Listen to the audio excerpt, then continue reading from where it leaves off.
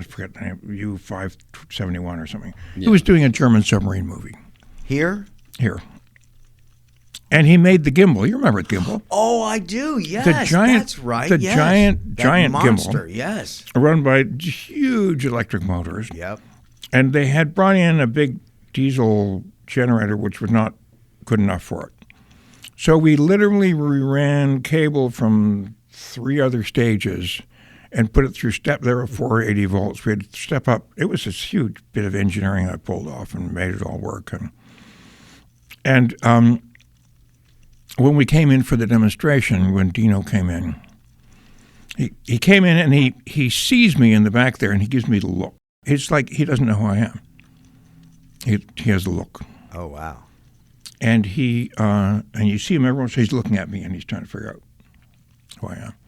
He knows me from somewhere, but gotcha. And he knows he doesn't like me. He's just not sure. He doesn't quite connect. Oh my gosh. Anyway, so I did this thing. I said, you realize these motors are completely going to overload the system. You are allowed, if you run this thing for more than 30 seconds, you will trip the main transformer coming into the studio because I've now run all the studio power to this thing with big transformer. And so it's a joystick. I hand the joystick over, and the effects guy did a little demo, and then on and on, I'm looking at these things, and I'm putting my hand on the transformers, and they're getting hot, on and on and on, and all of a sudden, pitch darkness, everything, the whole studio lot goes dead. And out of the darkness, there's complete silence. Out of the darkness, we hear Dino's voice. Oh, now I remember. It's a German electrician.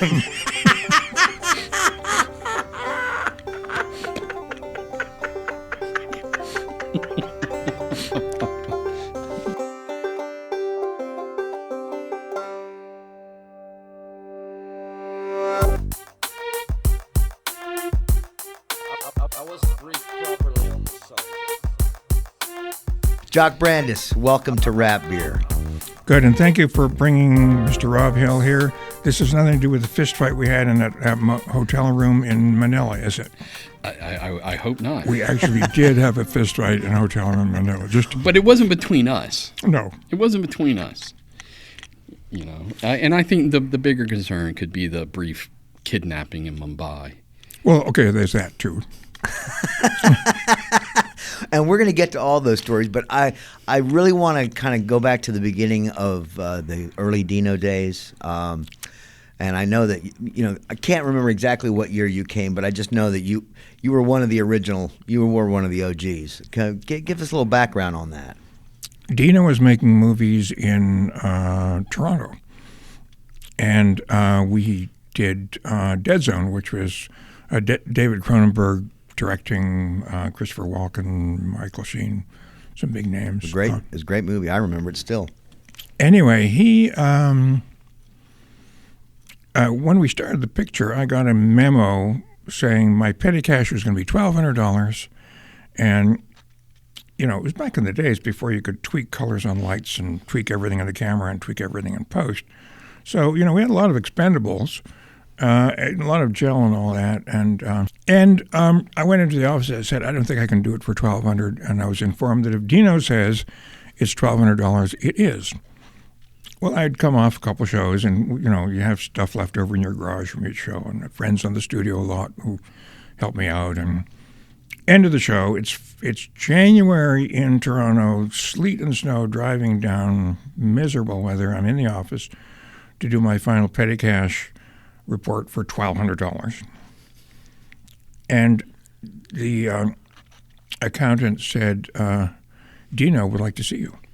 And this was amazing because Dino had never been on set or involved one day of the show. He was in New York doing Serpico or something. Anyway.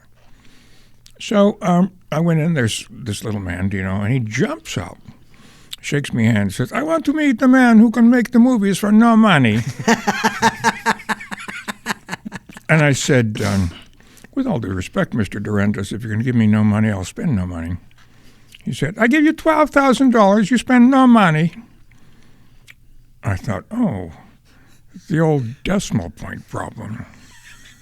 Yeah, so I was about to say, excuse me, I'm just going to go back and get those petty cash receipts and just. Yeah. He said, I'm making a studio in Carolina. You come down with me to teach the boys to make the movies for no money. Anyway, I look out the window and the sleet and rain is driving at about 45 degrees. And I'm thinking January in Toronto, January in coastal Carolina. The rest is history.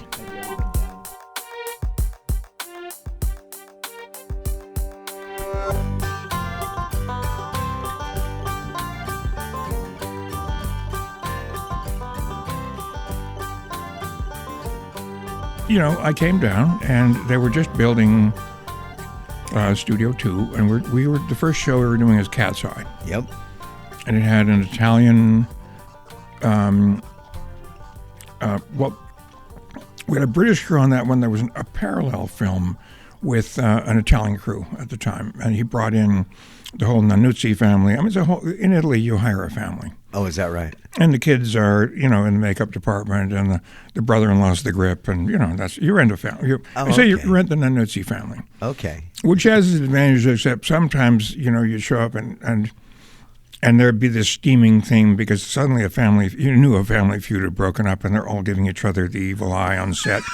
And then, Mr. Nannuzzi throws down his light meter and goes over and slaps his daughter-in-law across the face and screams at her, and she runs out of the room in tears, and everything's fine now. It's all good. Anyway, God.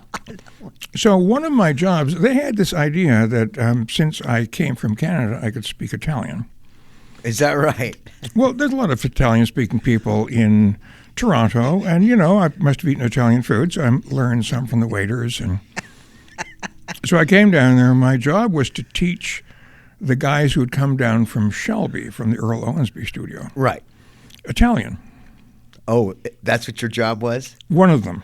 Oh, I see. In addition to prepping for the show and all that kind of stuff, and all the equipment, all the gorgeous equipment that came out that you stole in Mexico from Dune, which was just a heap of, but that's a different story. Right.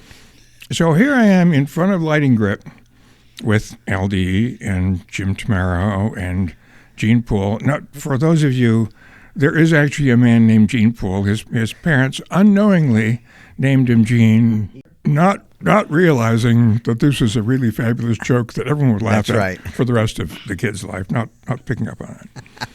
And I'm out there, teaching them Italian. So, più alto, this means higher. Alto, think alto, alto. Più alto, and they're saying più alto. Più basso, basso is lower. Bass, think bass, basso. Now focus is to spot is stringi. Stringi, like think of an astringent. So più stringi is to, or muy stringi is to stringy. Muy stringy. No, not from the front of your mouth. Stringy. In front of Lighting Grip. You can laugh into the microphone. You're like holding back your laughter. Anyone who knows Jim Tamaro and LD oh my God. And Gene, you had to imagine. To this day, I can walk down the street and one of them will be on the other side and see me, and I won't notice them, and they'll yell, "Pew stringy! Pew stringy!"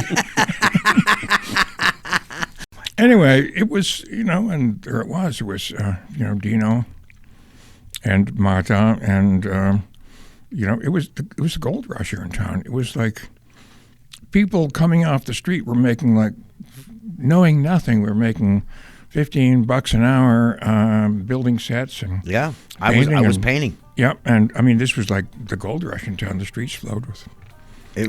Really this did. Huge, thing with Italian. Everything was like people were, it was Italian. It was a thing, Italian. And I remember getting out of the old Front Street News at one point, and there was some other, of the Shelby crew were down there, and when his friend got in the car and was driving away, the Shelby guy says, "Ciao y'all." Ciao y'all. Ciao y'all. I thought that would be the book. If anyone wants to write a book about the early days of film in Wilmington, you should call it Ciao Y'all.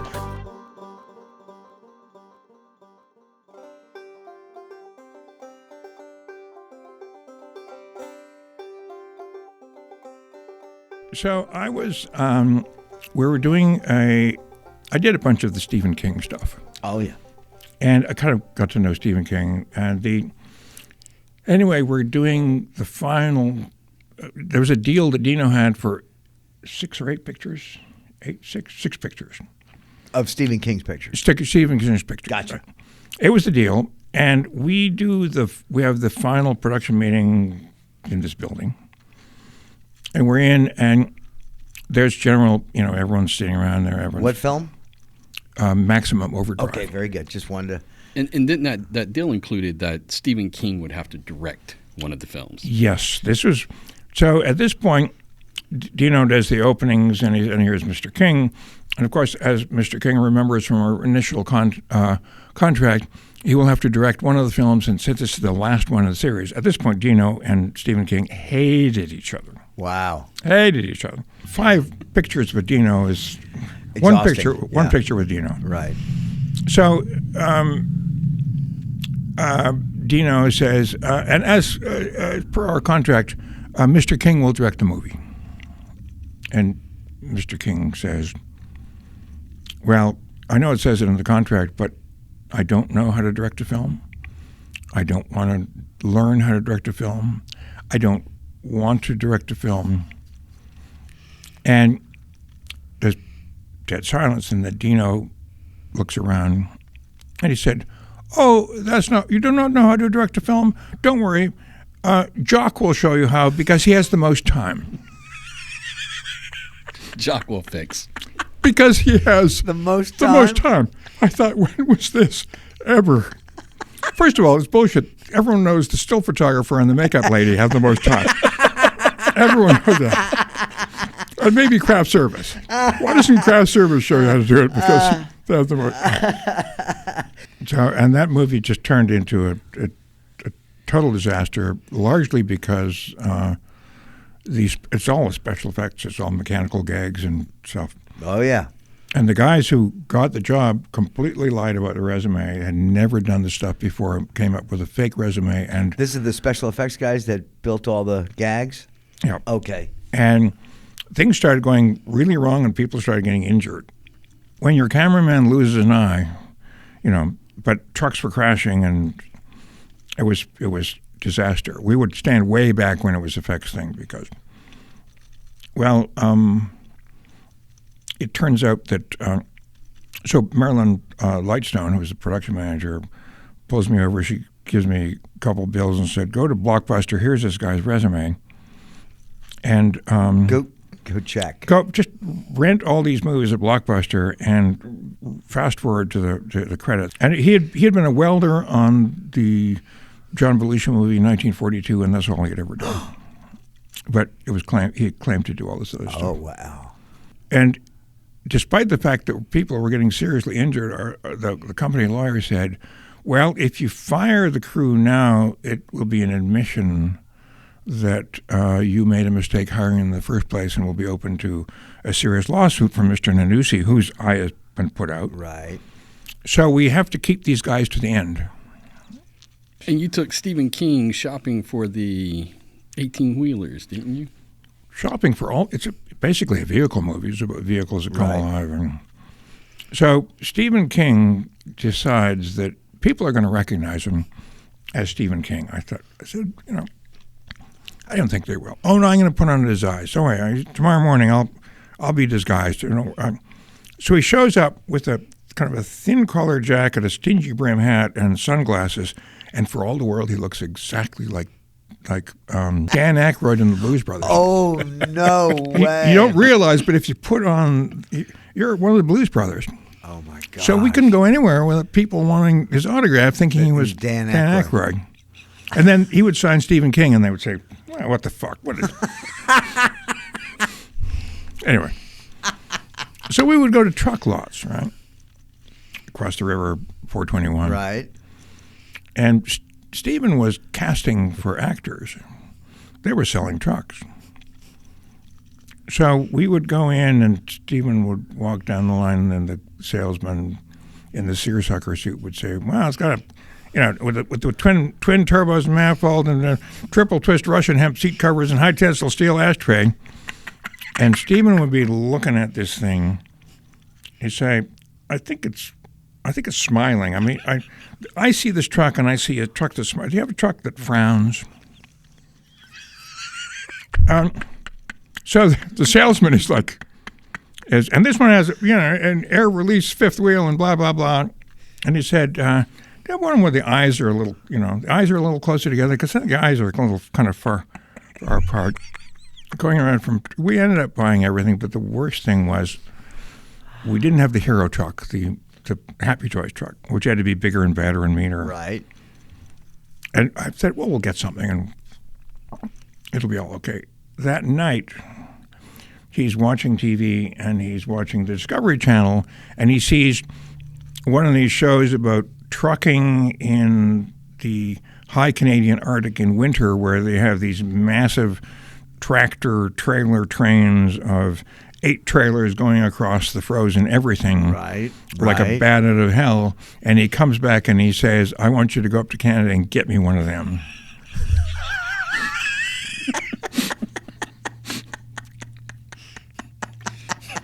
And drive it back.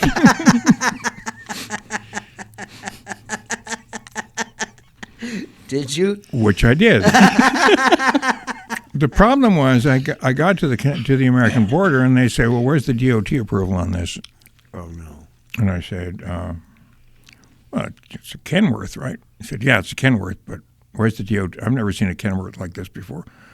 I said, well, there isn't one. He said, well, you got 30 days to prove to us you can bring it up to DOT, right? You can bring it into the country. You can't run on the roads. You got 30 days to bring it up to DOT I said, will you give us 60? He said, as long as you don't use it on the road. He got 60. So I said, the object here is to make it safe. If we blow this truck up, does that make it into a safe truck? Right? I mean, safety means it's not going to hurt any other trucks, right? Yeah. If it's just a pile of burning, wreckage, is this the definition of a safe truck? And you're saying this with a straight face. Yes, of course. So the guy is saying, well, I guess according to it could, if it's, as long as it's not operating and it can't, yeah. He said, but I'm going to make some special paperwork, and the day you blow this truck up, you're going to have a DOT guy on set to make sure that this is the truck you blow up, and you're going to blow it up. And in fact, when we blew up the Happy Toys truck, there was someone from the DOT, and we stopped everything, and he went in and he checked the serial numbers. We went out and did the same. The Happy Toys truck blows up, and we all sign off, and he goes away. And that was it. He came in for that. Yeah. Whenever you're in Buffalo and you're desperate, you come up with a desperate solution. It's a desperate town.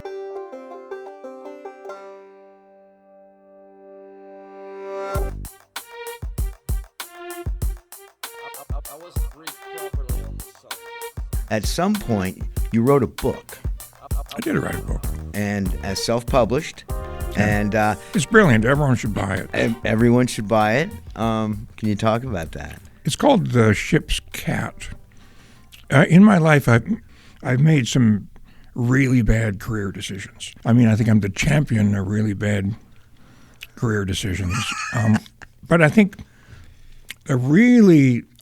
Oscar-winning bad career decision is deciding to get involved on the losing side of an African civil war. First of all, African civil wars probably should avoid. If you're going to do it, winning side is always good. Good start. Losing side, not so much. Now, the information out of this book, does this come from an actual situation that you yourself was in? Yeah, we were. I did it through basically through Oxfam. I was with Oxfam, and it was the Nigerian Civil War, and it was this war of starvation.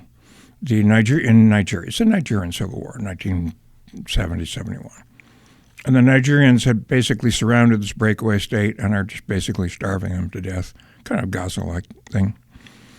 And there were these large camps, which Oxfam was feeding by flying old Super Constellation airliners in at night, landing them on a 2-lane highway, which we made into a 3-lane highway. Super Constellation has the wingspan of a jumbo jet. It's a huge plane. So landing at night with no lights on a highway because the Nigerian bombers are flying overhead and dropping bombs on the roadway ahead of you.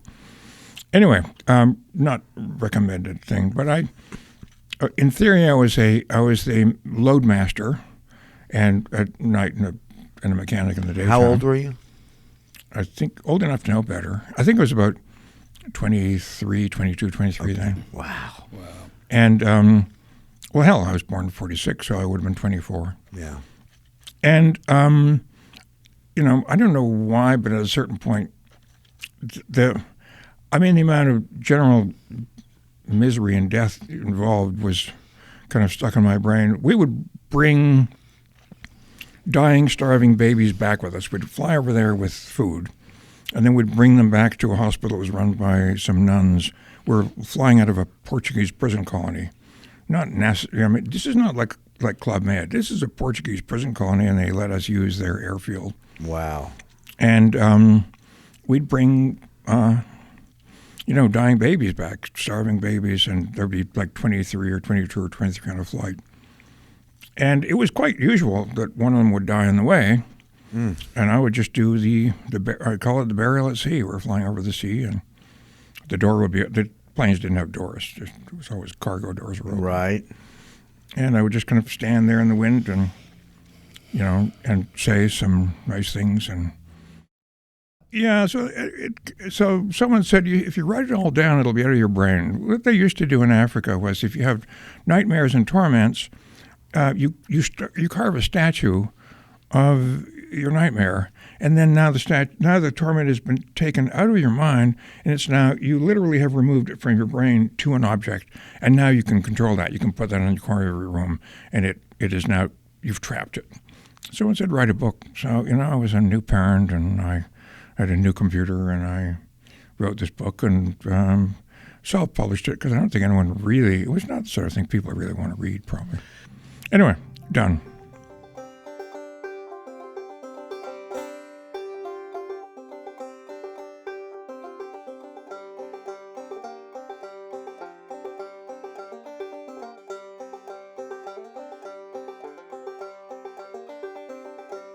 Coming from low budget, I had this bad habit of let's show you how we used to do it when we had no budget. Right. Which sometimes worked and sometimes, Right. You're right. For no money, remember. It was all for no money. It's always for no money. You were always very creative, and that's one of the things I think was why people were attracted to you. Is you just, you could just be sitting there quietly, and then all of a sudden say, you'd be watching something going on and just shake your head and said, I think we can do something else. And I've seen that. Well, I did it because if you come from low budget, you have no choice. Because you don't know what you're doing. When I started making movies, it was basically a bunch of people who had never done them before, and we all taught ourselves how to do them, only to discover later, to our horror, we're doing it all wrong. But how did we know? I had a best boy named Frieder Hochheim, who we were working on a movie in Louisiana, and the director said, we really don't want, or the cameraman said, we don't want lights in it. It was very French-Canadian, extremely artistique. We don't want lights. We want this to be a candlelight thing, and we just put, and big southern mansion rooms and so forth. So we strung like 1,000 rows of Christmas lights on the ceiling, which gave it a lovely overhead glow. But if you want to get a little bit of key stuff, I would then hide fluorescent tubes behind banisters and railings and things like that. Vertical fluorescent tube. Frieder looked at this and he said, "This is worth $1 million in Hollywood. I'm going to go to Hollywood. I'm going to package these. This is brilliant." I said, "Frieder, you're a goddamn idiot. What the hell? You can go down to the Ace Hardware and buy the ballast for $12 and the bulb for $15. You're going to pack. I know you. You're going to sell for $800 a piece." He said $1,200, and no one's going to. And they can go down to the Ace Hardware. He said, "I've been to Hollywood and you haven't, and I know that they'll pay $1,200 for this." And of course, he formed the Kino Flow Company. Oh my God. Oh my God. The rest is history. Patented. Right. Lives in the hills of West Hollywood, and a very nice lifestyle. Unbelievable. He's a wonderful guy. We'll go over and visit him a lot. Anyway.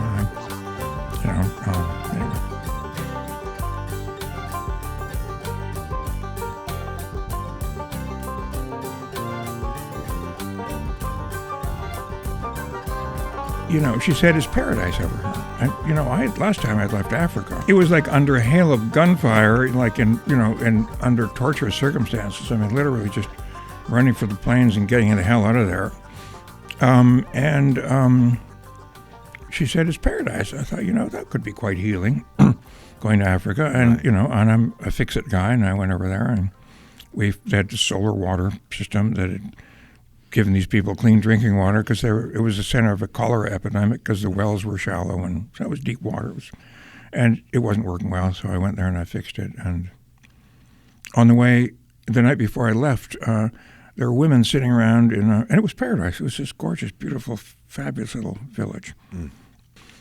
And the women were sitting around shelling peanuts with their hands, and some of them had like literally bloody thumbs and now a sun-dried peanut, this is not a roasted peanut. Roasted peanut comes apart really easily. Sun-dried peanut is like a little rock. Mm.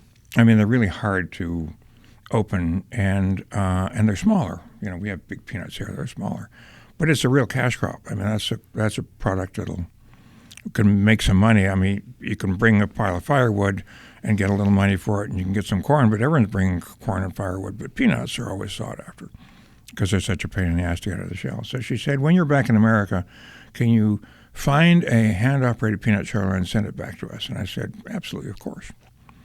And of course, I go back to America and I look around and can't find one. Look around, and someone, I forget who, said... when you say you can't find one, there's none available, or it's just the types that were available? I couldn't find anything available. It didn't exist. In other words, everything was electrified. Yeah, big factories. You get a factory. Large mechanized machines. So anyway, I contacted, I'm a Canadian kid here in the South, and I thought, if you have questions about peanuts, who are you going to call? So I called Jimmy Carter. Literally? Well, I called the Carter Center. Right. I didn't speak with Jimmy, but I'm looking for this, and they did some milling around. They said, you got to talk to Dr. Tim Williams, University of Georgia. University of Georgia is the Oxford, Cambridge, Harvard and Yale of peanuts in the world. And, oh, okay. And he's the guy who deals with, pre-industrial growing of peanuts.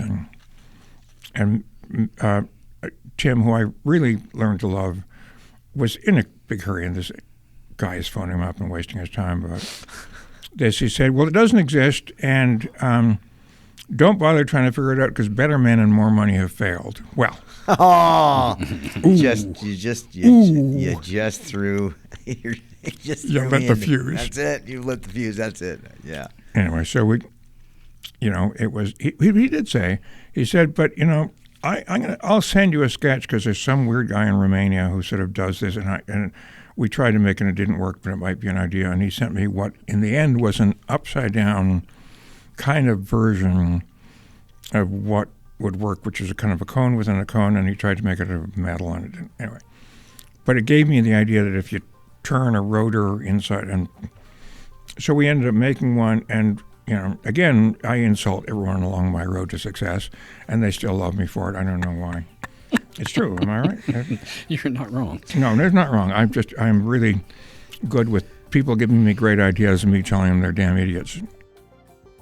Wes is a great guy and a smart guy, and I've come up with this idea for how to make it work. And Wes Perry, for everybody's, just so everybody knows, in case you want to buy him a beer. Yeah, and we're sitting around somewhere, and I'm going to roll this. I'm going to make it out of metal, and it's going to be brilliant.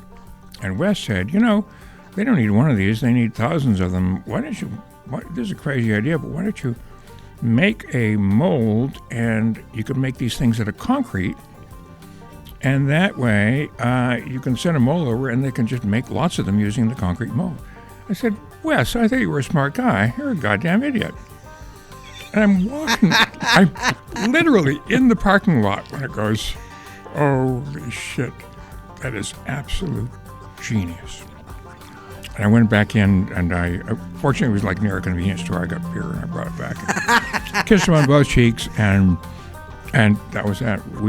We got into this thing with other stuff, like water pumps and other various things, where we figured out how you can mass produce simple agricultural machinery by casting the parts out of concrete. And it was all Wes's idea, and I take all the credit. And, of course, I'm in the entertainment business. That's what we do. That's what we do. It was my idea. It was your Kino flow. Absolutely. It's all my idea. And, MIT at one point called me the Henry Ford of the Stone Age because, Right. concrete is stone. Yeah. I just figured out how you mass produce stone machinery.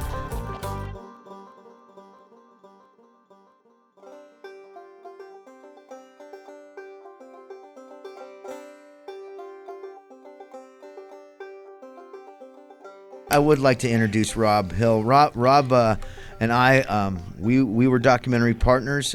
We together created and produced the Fort Fisher Hermit documentary, which went on to play in over 135 PBS stations around the country. We were very proud of it. Nominated for an Emmy. We did a lot of stuff, but that relationship led to you and Jock starting to come together, right? Yeah, we had finished The Hermit, and I was looking for another documentary to work on. And Jock kept walking into our office with these tapes of this of making this peanut sheller, and I was transferring for him and letting him look, and I was like, this is it. This is the documentary. We need to make a documentary about Jock, and it was all kind of history from there. So a little bit of money and some cameras. I started jumping on planes with them and traveling around the world. And we formed an organization, got sponsors, moved to L.A., hung around the pool, doing lines of coke, and with naked stars. Oh, sorry, that's the Liberace story. That's the Liberace story. Sorry, yeah. No, but you guys did. You guys went to Africa. You guys went to Southeast Asia. Oh yeah, we went to Cambodia, India, several places across Africa, Haiti. We went to Haiti a couple of times, 3 times. Guyana. Yep. I went down to Mexico. We crisscrossed the world. So for about 10 you years. had the peanut sheller. Mm-hmm. You had the manual water pump an idea. Yep. And then what was going on in Southeast Asia? Because it was a whole different beast, right? We created a manual recycled soap press. Okay. And this came from one of the corporate sponsors we were working with. The Versailles worked with detergents. And they said that, and we were using, the whole idea was, recycled materials or, accessible materials in these developing countries. Right. A big luxury hotel in a developing country throws away 2 tons of little soap bars a year. 2 tons. 2 metric and 6 tons. blocks away, there's kids who have never seen a bar of soap. Wow. But you can't give the Louis Vuitton stamped soap because Louis Vuitton doesn't want their logo to be touched by. They don't want the association. So you can't just give them the soap. And there was another organization that was doing something similar to this, where they were collecting used soaps from hotels. They were charging the hotels, but then they were shipping them off and melting them down, and then trying to put them back in the community. And if you look at what Jock did with the peanut sheller, it was really taking a system that was already being done on a large scale, and then decentralizing it on a local level. And that was really the idea behind the soap press. And so the sponsor said, hey, if you can come up with a way to recycle these soaps, we've got some sponsorship money for you. So I walked into Jock's office and said, okay, Jock, we gotta start making soap. We gotta start recycling I've made promises soap. out there. And that wasn't the first time. There was we also worked with Herman Miller. Herman Miller came. The chair, the furniture company. Yeah. They found out about the project and said, well, we'd love to get involved. How can we get involved? And I said, well, and on a whim, I pitched them the idea to create sustainable school furniture that would turn into beds and then back into desk. You know, most of these schools in developing countries are storm shelters. Oh, okay. Or, you know, some of these places are in the middle of nowhere, so the kids have to sleep on the floor. Well, worse than that, where we went in India was the older girls would sleep in the schoolyard at night because if they would go home, they would be sexually assaulted by a member of the family. Yeah. Oh, so they would sleep in the schoolyard. And the school realized this, and they would have a breakfast for them. But they would. So the idea was a quick way you could turn desks to beds, to beds to desks. Classroom into a dormitory, back into a classroom the next day.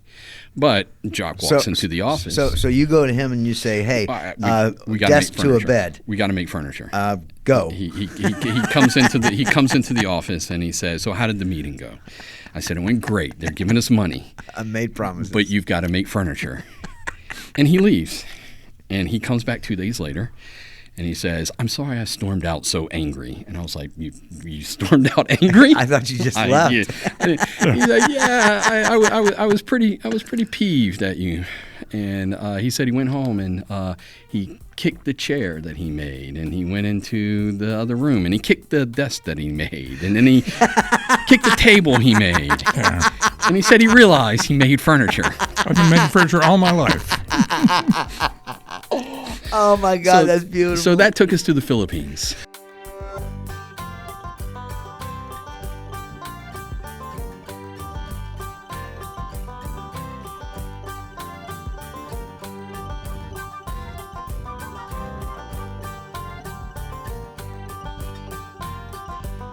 We worked with Herman Miller and the Manila School of Art and Design in the Philippines, and we made this beautiful, sustainable furniture that you can make on the local. I remember at one point you had shown me a piece of the material that you guys had made out of bags, out of plastic bags. That was another bagboard. That's something different. Yeah. Though. Well, this was another thing where we were working with.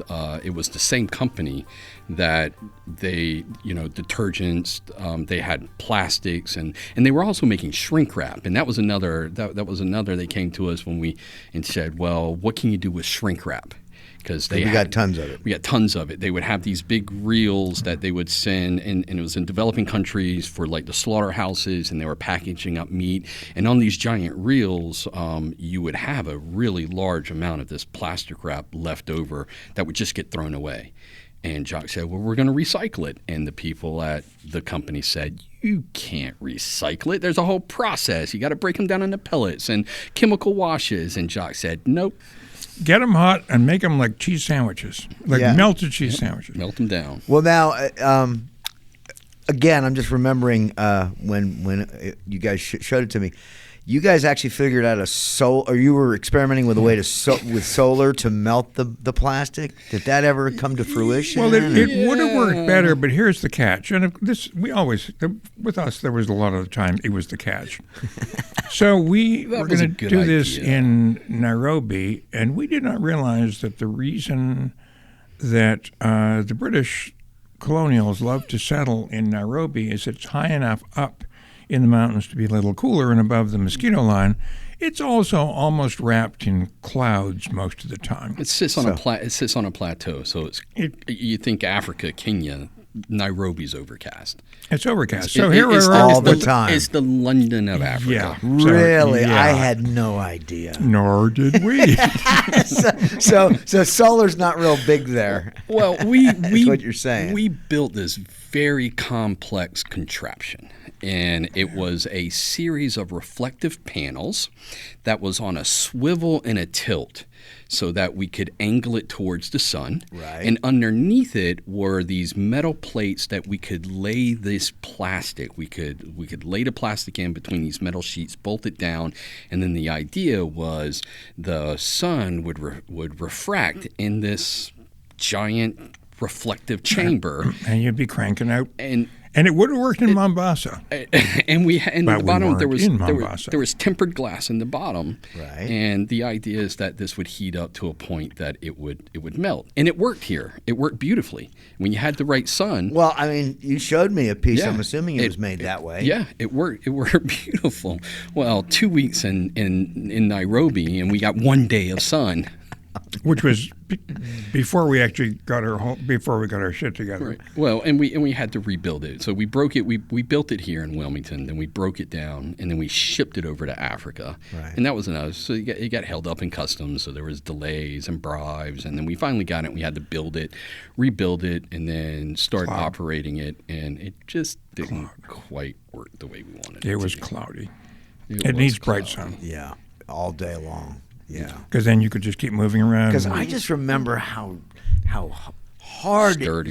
sturdy that piece of plastic Yeah. was, and you know I was stunned when you had said, it's garbage bags. Or it's shopping bags. It's grocery bags. It was shopping bags. Yeah. We were in Haiti and Cap Haitian. There was a cove in the bay, and it is literally a 200 square yard area that is just floating plastic. Floating plastic. You couldn't see the water. So When we first turned around, I thought it was some weird field. Before you realized it was a bay in the ocean, it was just this undulating plastic shimmering. Yeah. So you get into these places, and then you see that it really is a bigger problem than and we how see in the that first world. kind of solution could have worked, could have helped a lot. Well, Yeah. well, and they are doing. They're still doing a version of this. The company is still doing something. They're shredding them, melting them. So now after that technique, these companies realize that we don't have to do all we don't that have work. to do all that. We can. Yeah. You can just mash it all together and heat it up. And then you can just cut it with a saw, and it's just like a piece of plywood, isn't it? It's make like tough plywood. Yep. Wow. Yeah. Bagboard. Bagboard. Bagboard. I love it. Bagboard. Yeah. Bagboard. That was that was a good one.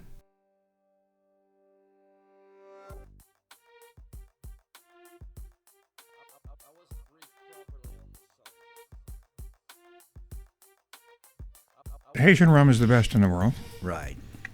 And we were drinking rum. It was a hot day. It was beautiful. And, out there in the sun drinking rum, middle of the day.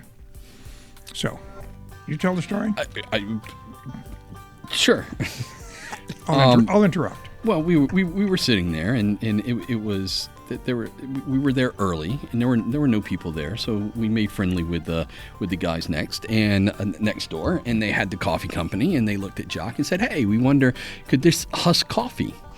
And Jock said, "Well, I don't know. Let's give it a try." And we took a bucket of coffee and dumped it into the peanut sheller. Right, we adjusted it upwards. Adjusted, yeah. And this we played with is it. coffee in a husk. In the husk, husk. yeah. It's Not been the beans dry. we see in the bag. No, But and the actual outer wrapper. It has a dried fruity husk Yes. around it. And we run it through the peanut sheller, and it comes out. It was beautiful.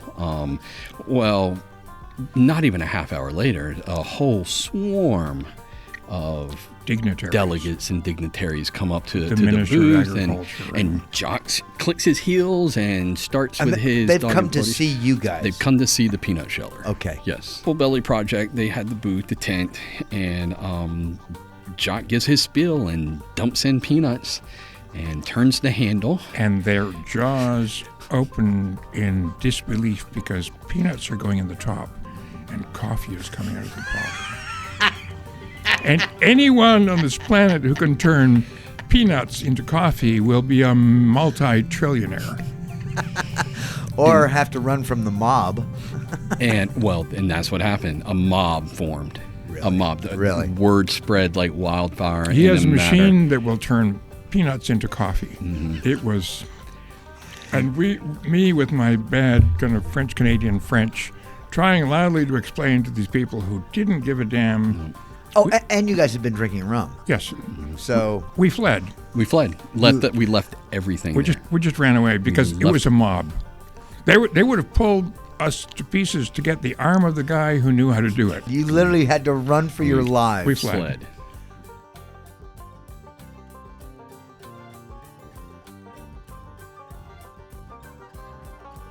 Basically, this is about two Neanderthals who they have let their precious fire go out, and now they're off to find another and bring it back. And in the process, they meet Ray Don Chong, who's Ray Tommy Chong's daughter. Yep. Wearing about as next to nothing as you could get away with. Oh, I remember.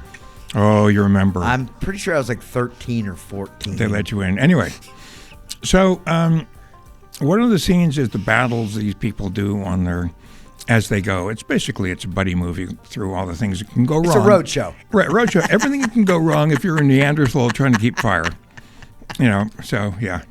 So and at one point they encounter mastodons. And they've now aligned themselves with a group of other people who are, anyway.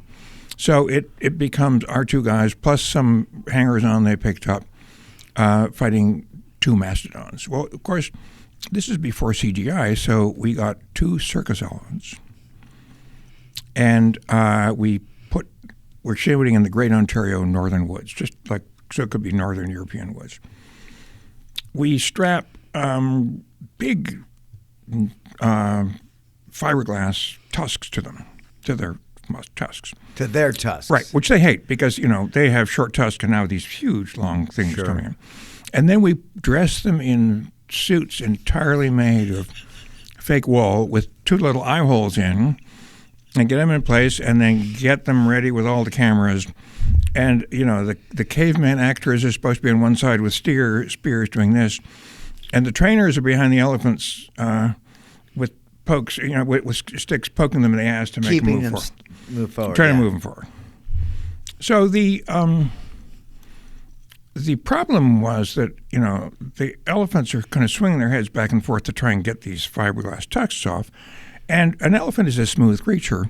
And the eye holes would shift out of place on the suits so they would kind of become blind, right? The eye holes would go up, they'd go, it's a smooth creature. There's nothing to attach to on an elephant. No friction. Yeah, it's smooth. Yeah. So we didn't realize it, but the assistant director, who was a French-Canadian and totally mad, had decided for whatever reason, in case things went wrong and these elephants would charge his actors and the camera positions, because there's cameras. We had 8 cameras or something going on. It was a huge number of cameras. Sure.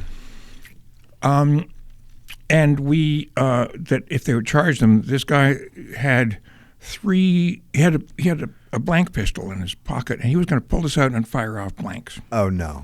He didn't tell anyone. He didn't tell the trainers. He didn't tell the crew. This was his little secret. This was his solution because he knew all about elephants.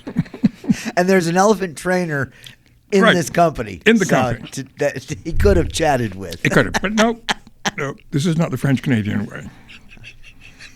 So so all cameras are rolling, and the trainers are poking them from the back, and the elephants are impressive because, of course, they're trying to get their tusks off.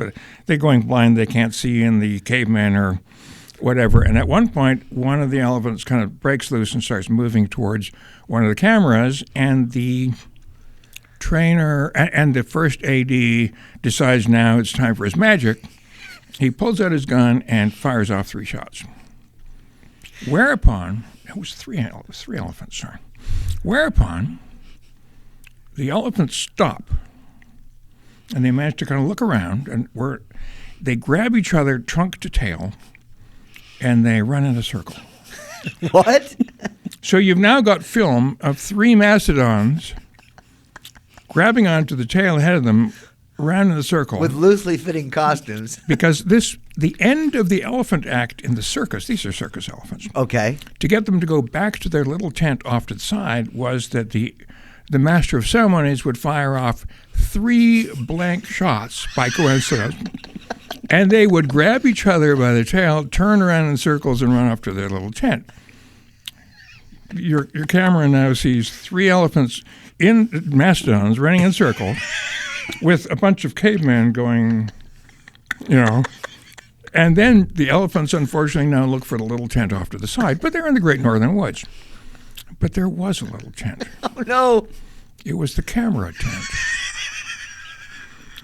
full of an easy $500,000 of Oh my God. lenses and magazines and batteries and all this kind of stuff.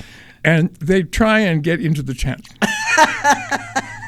One of the elephants sort of does, but now the tent just kind of rises up, and the last part of the shot you see, because I saw the film, oh my God, master shot, is you see a tent with a tail sticking out the end, kind of bumping through the North Ontario woods. The tent is moving now through the woods. Now the elephant, with the other elephants following, and the cameraman runs into the middle of the shot, looking in horror on the ground because $500,000 worth of camera equipment is now about 3/4 of an inch thick of elephant trump, just trash.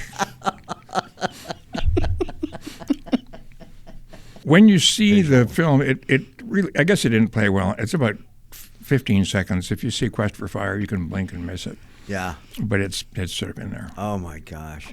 But I've had some, I'll make it a little quicker, but I was doing a show in Argentina where ancient Romans are doing battle with ancient Gauls, the barbarians. Okay, and this is in Argentina. We shot in Argentina because it was supposedly takes place in ancient Gaul or Switzerland or something. But besides the fact that there's hydroelectric dams everywhere, you cannot look up in the sky in Europe without seeing jet contrails. Oh, gotcha. It's jet contrail everywhere. So we went down to Argentina. Besides that, they allowed us to chop down a large number of trees, which they don't do in Switzerland. Because we had to make forts and siege machinery and all that fun stuff. So one was the final big battle between the barbarians. We had 500 plus gauchos. We got gauchos, arguably the finest horsemen in the world. I've heard that reputation. Who showed up with their horses, and then we had, to be the soldiers, we had an equal number of army. The Argentina army gave us a whole bunch of people as extras, and we dressed them up. Oh. And the soldiers would be at the bottom, and the horses are going to go, and the battle will ensue. So the day before, and it's the big meeting, and the stunt director's there, and the camera, and all the cameras and everything, and the assistant cameraman says, and so of course we will, when we do the charge, we have to get people to fall off their horses, and we will pay an extra $100 to anyone who will fall off the horse. And the head gaucho says, impossible. He said, in the world of gauchos, if you fall off your horse for no matter what reason, you're never a gaucho again. You can never go home. And so, the AD says, it's just for fun. It's for, and the head gaucho says, I'm sorry, for whatever reason, if you fall off your horse, you can never go home again. Oh, my So there's this big silence in the room, an extremely impressive silence. And then the guy who was in charge of the army troops, the army guy, says, oh, I think I have a solution. He said, half my guys are from Buenos Aires. They've never seen a horse. We'll dress them up in the barbarian costume. We'll put the real gauchos at the back to whip them on, and then we will put the gauchos in the costume down the bottom of the hill.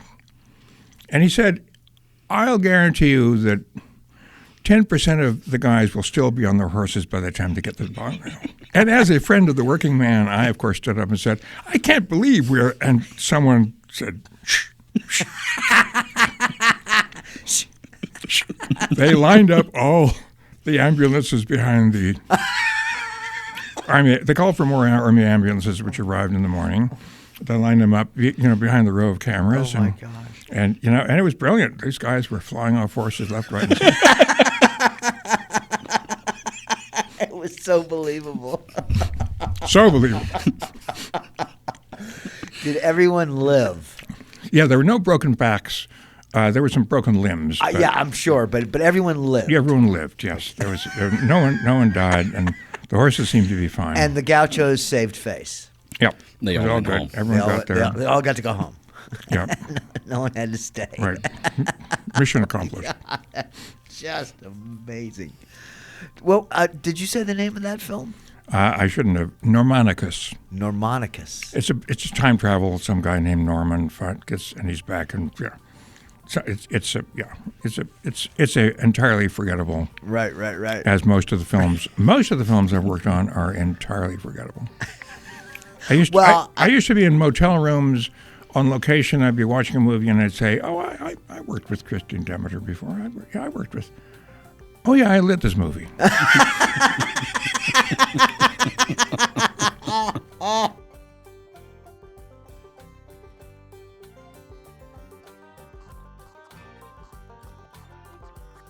Here's my question: What is the funniest comedian you ever worked with on set? Funniest comedian? I mean, who's the funniest actor? I'm sorry, the funniest actor. Oh wow!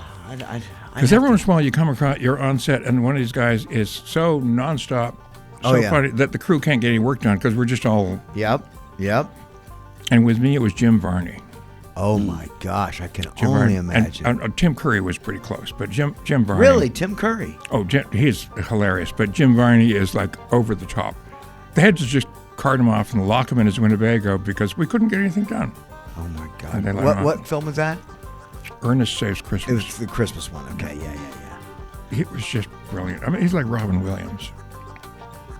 Well, Jock Brandis, I can't thank you enough. This has been a delightful afternoon, and of course, hanging out with you is always fun. And Rob, thank you for just supporting all these wonderful stories and basically telling me that these are all true.